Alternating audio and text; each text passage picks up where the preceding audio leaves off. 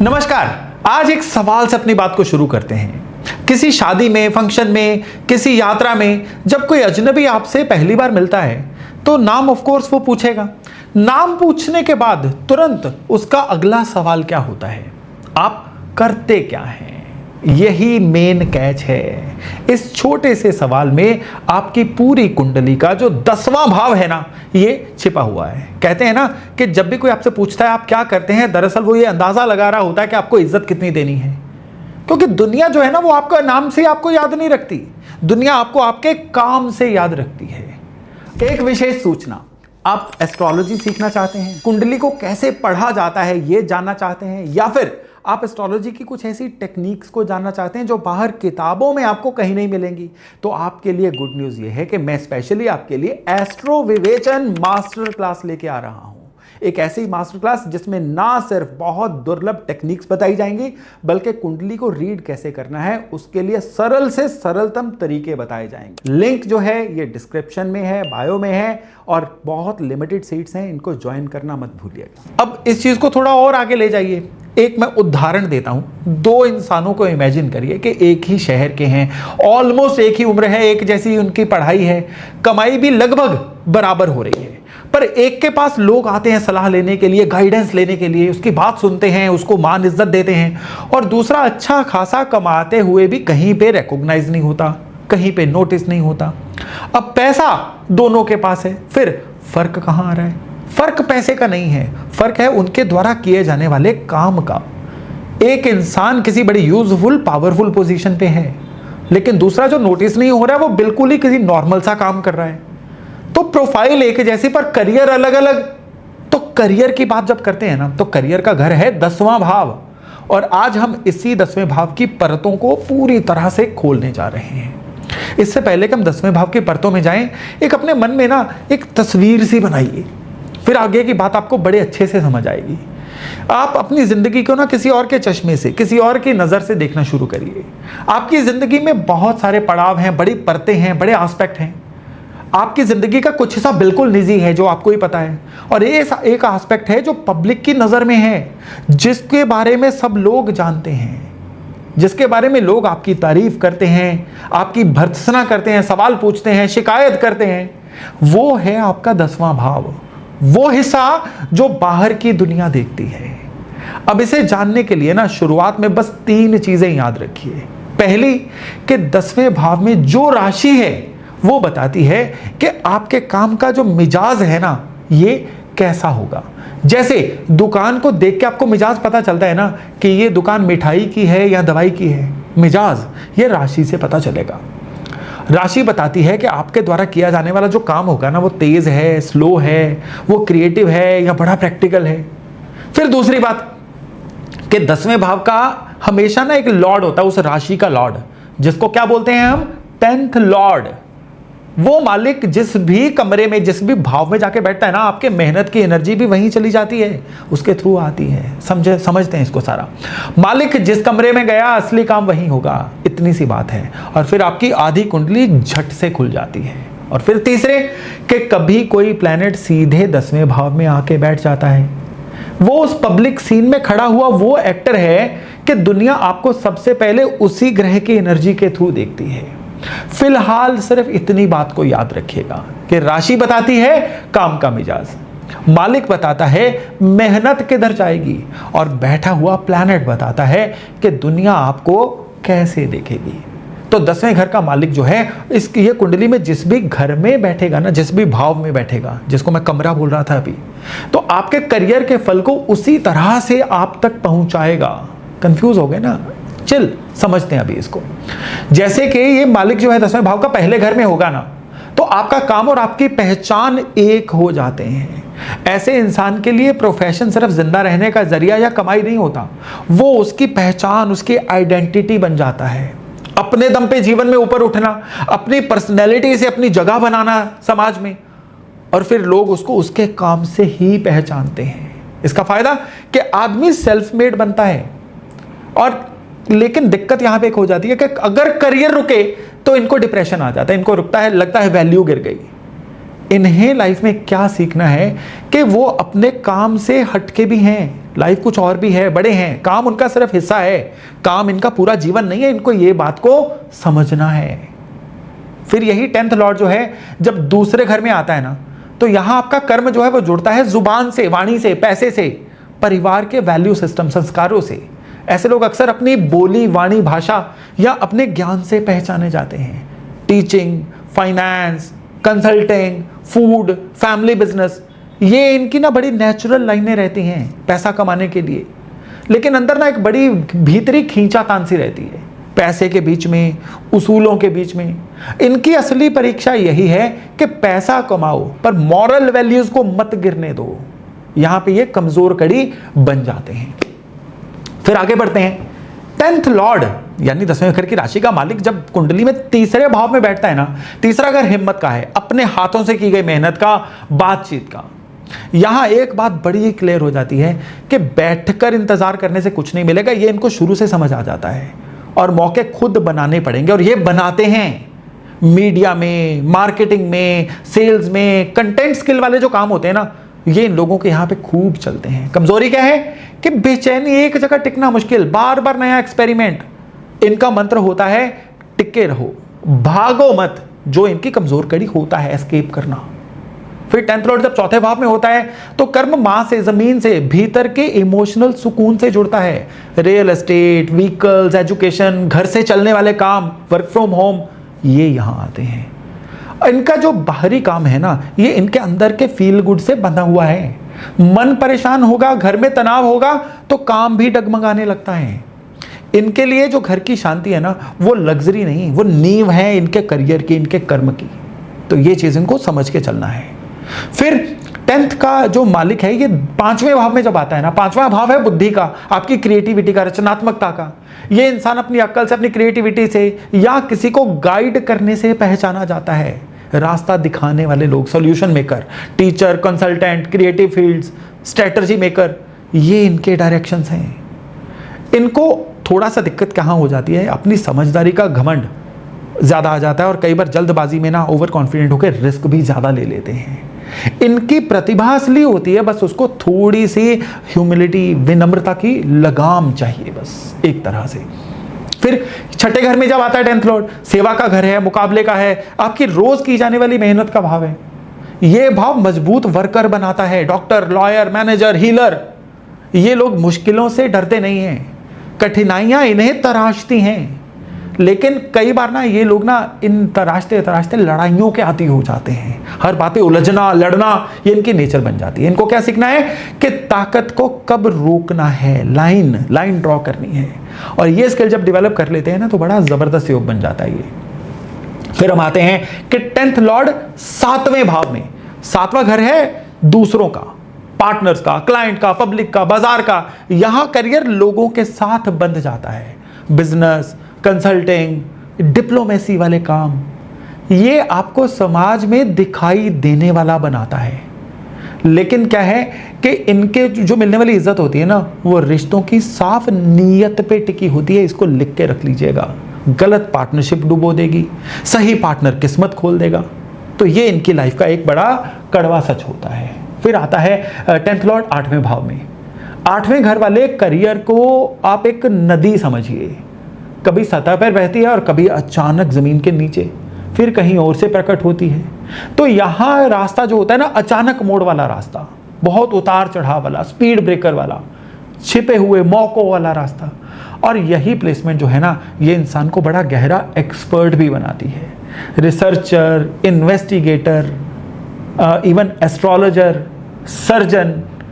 अब इसे करियर का नुकसान नहीं समझना है। ये लोग सतह से कहीं गहरे उतरते हैं। जितना ये अपने फील्ड में डीप हो जाए ना, उतना ग्रो करते हैं। फिर 10th लॉर्ड 9वें घर में।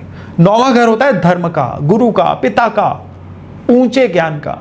यहां इंसान तब उठता है जब वो किसी मकसद से, किसी पर्पस से, किसी सही जेन्युइन रास्ते को पकड़ता है।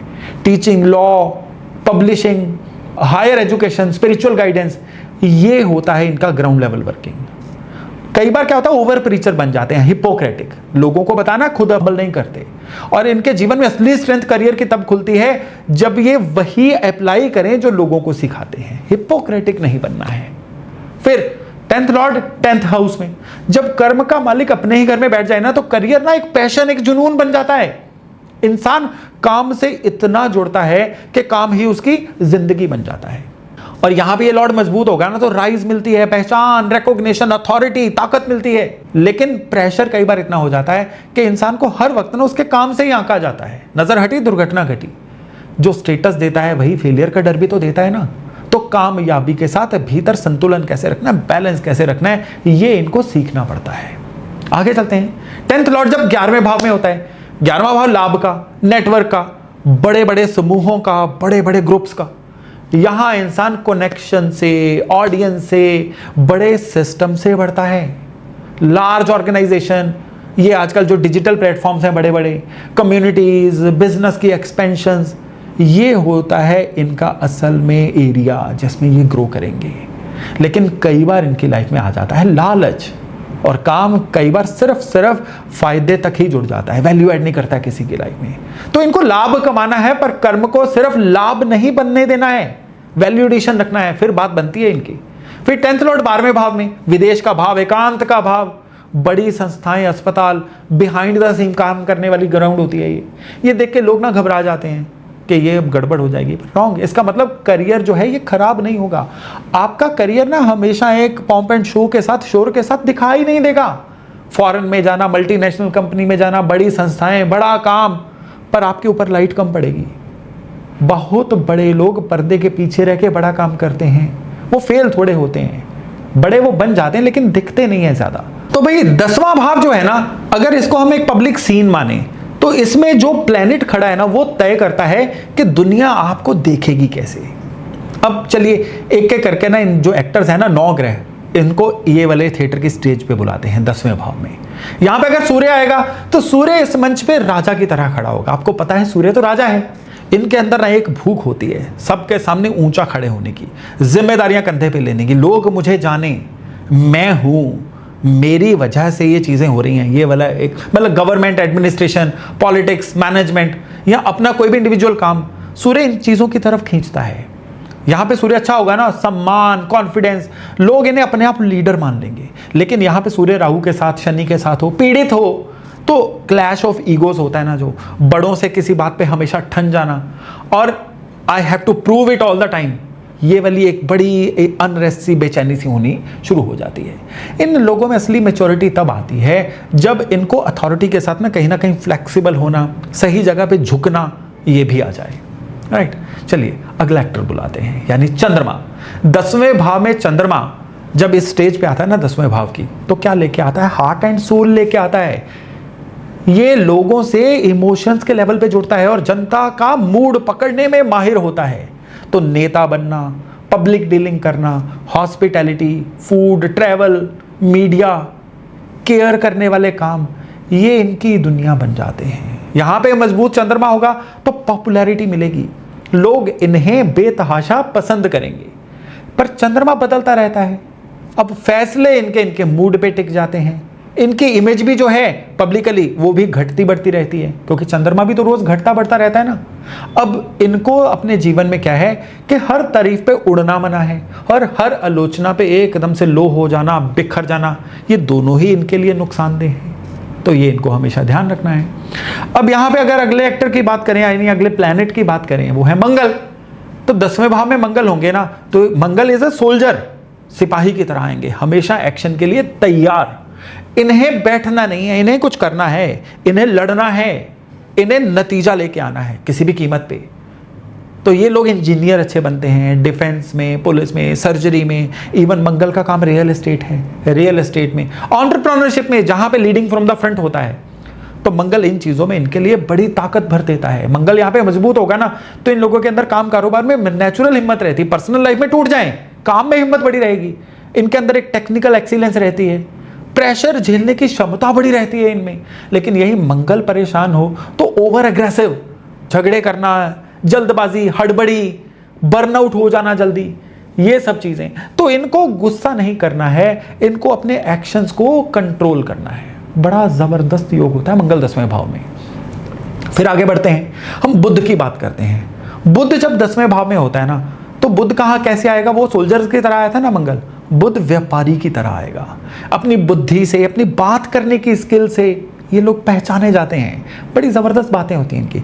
तो बिजनेसमैन अच्छे, trader, media man, writing, accounts, consulting, strategy making. Budh 10वें भाव में इन फील्ड्स में अगर आ जाए ना, बड़ा चमकते हैं।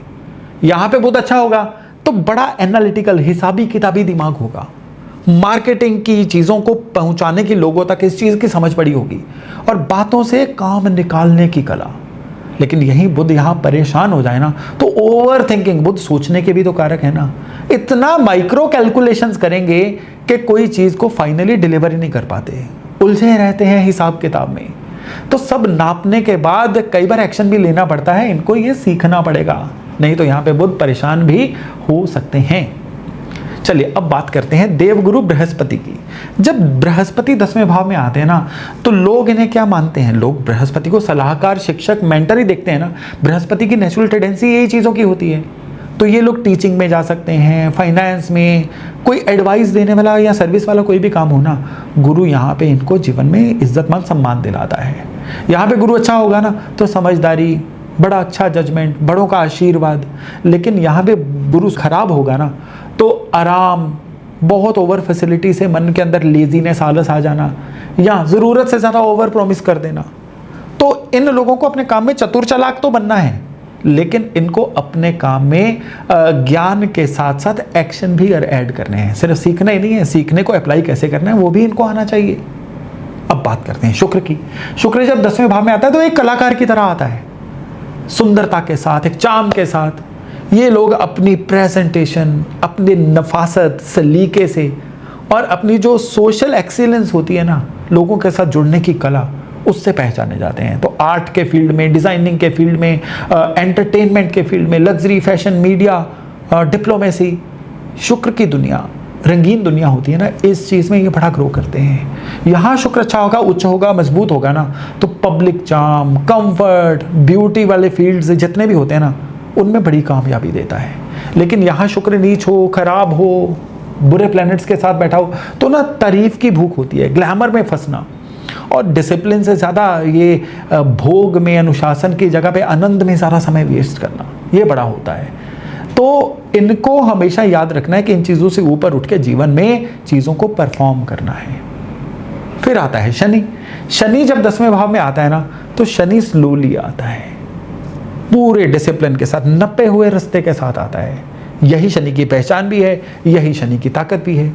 ये जल्दी नहीं उठते जीवन में, मैं सो के उठने की बात नहीं कर रहा हूँ, लेकिन जब जीवन में ऊपर उठ जाते हैं ना, फिर परमानेंटली जनरेशंस तक उठे रहते हैं। शनि एक मिस्त्री की तरह है, ईंट द रेंट, धीरे धीरे आराम से मजबूत। एडमिनिस्ट्रेशन के काम, सिस्टम्स के काम, बड़ी जिम्मेदारियां, सरकारी काम जो पॉलिसी मेकिंग वाले हों, क्योंकि शनि पेशेंस मांगता है। हर वो काम जिसमें पेशेंस चाहिए, ये लोग बड़े ज़बरदस्त होते हैं। तो सालों बाद भी जो इज्जत इन्होंने कमाई होती है ना, सालों साल वो बढ़ती है, वो कम कभी नहीं होती। लेकिन यहाँ पे शनि बहुत परेशान हो ना, अलग अलग कारणों से, तो क्या होता है कि ये ना बॉसेस बड़े सख्त बनते हैं, और काम में कोई ना इनके साथ मिलता नहीं है, अकेला चलो, ये इनके जीवन में सत्य बन जाता है। तो सबसे बड़ी बात इनको क्या करना है? सिस्टम से चलना है, लोगों को साथ लेके चलना है, और कहीं ना कहीं थोड़ा फ्लेक्सिबल भी रहना है। फिर बात आती है राहु की। राहु मंच पे जब आएगा ना 10वें भाव में, तो ये आएगा एक बड़े, कह लीजिए एम्बिशियस इंसान की तरह, कुछ बड़ा बनने की प्यास लेके। 10वें भाव का राहु बड़ी ताकतवर प्लेसमेंट है, मास विजिबिलिटी। बहुत लोग मुझे देखें, digital platform, creator, influencer, politician, foreign system, image building वाले काम, राहु अचानक से ऊपर उठा सकता है। पर यहाँ पे असली खेल ना राहु की एनर्जी का नहीं है, असली खेल नियत का है। नियत भी राहु की एनर्जी है। अच्छी नियत होगी, साफ नियत होगी, तो राहु आपको आसमान तक पहुँचा देगा। नियत में खोट होगा ना, तो कंट्रोवर्सीज, इमेज का मेलाइन होना, शॉर्टकट्स, और जितनी तेजी से ऊपर उठेगा उतनी तेजी से नीचे भी गिरेगा। राहु ऊंचाई देता है, पर उसे संभालना आपकी क्लैरिटी और आपकी ईमानदारी पे टिका होता है, ये याद रखिएगा। आगे बढ़ते हैं, अब बात करते हैं अगले प्लैनेट की, यानी केतु की। अब 10वें भाव में जब केतु आता है ना, अब केतु जो है ना, उसका हेडलेस प्लैनेट है, उसको लाइमलाइट की परवाह नहीं है। केतु गहराई है, तो केतु 10वें भाव में, उसको तो डीप डेप्थ में काम करना है, गहराई में। पब्लिक रिकॉग्निशन चाहिए ही नहीं उसको, इसलिए पब्लिक में दिखने से वैसे ही लोग परहेज करते हैं, कटे कटे रहते हैं। इन्हें नॉर्मल करियर वाले जो लेबल्स होते हैं ना, वो पसंद नहीं आते। यहाँ पे करियर में ये केतु अच्छा होगा ना, तो किसी भी काम में मास्टरी लेना, इंट्यूशन से, रिसर्च से, ओकल्ट से रिलेटेड काम, टेक्निकल फील्ड जिसमें बड़ा प्रेसाइज इन डेप्थ काम करना हो, बड़ा मतलब दुर्लभ वाले काम इनको जचते हैं। यहाँ पे पीड़ित होगा ना केतु, तो काम में कंफ्यूज ही रहना, डायरेक्शन लेस हो जाना, अचानक से काम में रुकावटें आ जाना, और या फिर अपना काम मीनिंगलेस लगना शुरू हो जाना, मैं कर भी क्यों रहा हूं वाली फीलिंग। तो ये फेलियर नहीं है। यहां पे क्या है कि इसी डिटैचमेंट के आने के बाद ये केतु इनको अपने काम के बारे में बड़े रेलेवेंट सवालों के जवाब भी देता है। तो दोस्तों, ये 10वां भाव आई इमेजिन के बड़ी सरलता से आपके दिमाग के अंदर डाउनलोड हो रहा होगा। तो यहां पे आपके लिए गुड न्यूज है कि अगर आप संपूर्ण एस्ट्रोलॉजी को इसी सरलता से अपने मन के अंदर डाउनलोड करना चाहते हैं ना, एस्ट्रोलॉजी को अच्छे से सीखना चाहते हैं, चाहे आप एडवांस एस्ट्रोलॉजर हैं, चाहे आप एस्ट्रोलॉजी का बेसिक ही जानते हैं, इवन वो भी नहीं जानते हैं, तो एक कॉम्प्रिहेंसिव एस्ट्रोलॉजी का कोर्स मेरे द्वारा लॉन्च हो रहा है, एस्ट्रो एक्सपर्टीज कोर्स। और ये कोर्स मेरे द्वारा आपको लाइव पढ़ाया जाएगा। और इस कोर्स के अंदर एस्ट्रोलॉजी की बेसिक टेक्निक से लेके एडवांस टेक्निक्स तक, वो भी एकदम नए तरीके से, जो आपको किताबों में कम से कम नहीं मिलेगी। देखिए, आज की डेट में मेरा एस्ट्रोलॉजी में 32 इयर्स पूरे हो चुके हैं। 74,000 के करीब मैंने कंसल्टेशंस दी हैं। इतने साल, इतने कंसल्टेशंस का जो क्रक्स है ना, मैं कोर्स के रूप में आपके सामने लेके आ रहा हूं। लेकिन इसकी सीट्स हैं बहुत लिमिटेड। तो आप अपनी सीट अगर रिजर्व करना चाहते हैं तो जो स्क्रीन पे नंबर है, इस पे कांटेक्ट करके आप अपनी सीट को तुरंत ब्लॉक करवा सकते हैं। तो चलिए दोस्तों, अभी वाणी को विराम देता हूं और वायदा करता हूं बहुत जल्द एक नई जानकारी के साथ आपको मिलने का। तब तक अपना खूब ध्यान रखिएगा। नमस्कार।